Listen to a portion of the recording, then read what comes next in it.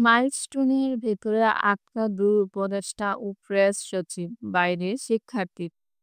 রাজধানীর উত্তরায় milestone school and কলেজের প্রধান ফটকের সামনে জড়ো হয়ে এখন বিক্ষোভ করছেন শিক্ষার্থীরা ও সাধারণ জনতা। তাদের বাধার মুখে কলেজ ক্যাম্পাসের একাডেমিক ভবন ৭-এ আটকা পড়া আছে উপদেষ্টা, শিক্ষা উপদেষ্টা ও প্রধান উপদেষ্টার প্রেস সচিব।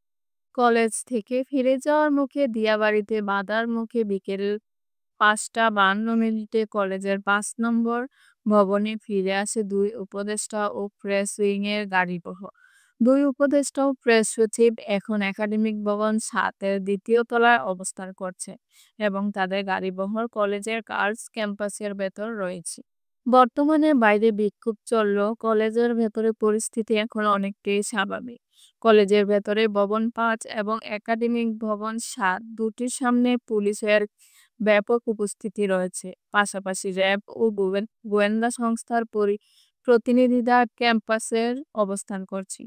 মাইলস্টোন কলেজের শিক্ষার্থীরা সকাল ৯টায় ক্যাম্পাসে অবস্থান কর্মসূচি পরিকল্পনা করেছিল।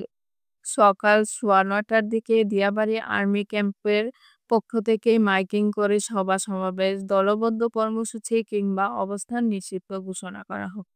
ঘোষণা দিয়ে জানানো হয়, দিয়াবাড়ি গোলচত্বর ও আশেপাশের এলাকায় কোনো ধরনের জামায়াত বা প্রতিবাদ কর্মসূচি পালন করা যাবে না। কিন্তু শিক্ষার্থীরা শিক্ষা প্রতিষ্ঠানের বাইরে বিক্ষোভ শুরু করেছে। সকাল 10:30টার দিকে উপদেষ্টা আসিফ নজরুল, সিআর আবরার, প্রেস সচিব শফিকুল আলম কলেজ পরিদর্শনে আসে। সেখান থেকে বের হয়ে আসার সময় শিক্ষার্থীরা তাদের ঘিরে ধরে।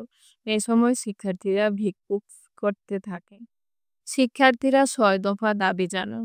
এসব দাবি হলো, নিহত ব্যক্তিদের সঠিক নাম পরিচয়, আহত ব্যক্তিদের সম্পূর্ণ ও নির্ভুল তালিকা, শিক্ষার্থীদের প্রতিটি পরিবারকে ক্ষতিপূরণ, বিমান বাহিনী ব্যবহৃত ঝুঁকিপূর্ণ ও পুরনো প্রশিক্ষণ বিমান বাতিল করে আধুনিক ও নিরাপদ বিমান চালু এবং বিমান বাহিনীর প্রশিক্ষণ পদ্ধতি ও কেন্দ্র সংস্কার করে আরও মানবিক ও নিরাপত্তা ব্যবস্থা চালু। শিক্ষকদের গায়ে সেনাবাহিনীর সদস্যদের হাত তোলার ঘটনা যেন জনসংখ্যে নিজস্বত্ব ক্ষমা চাও।